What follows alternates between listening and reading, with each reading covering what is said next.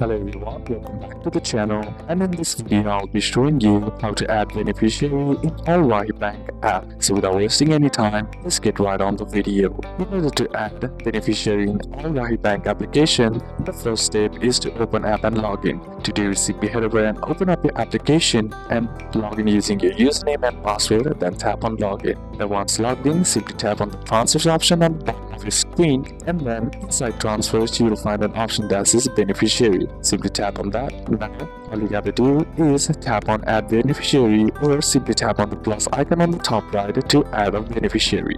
The next step is to choose beneficiary type. Select one from local Saudi banks, Rajhi account, and international beneficiary. Then once that's done, what you need to do is enter beneficiary details, enter required info like beneficiary name, IBAN or account number, bank name if needed, and then simply tap on confirm or next as shown in the application. Then once that's done, the next step is to verify using OTP. Enter OTP sent to your registered mobile number.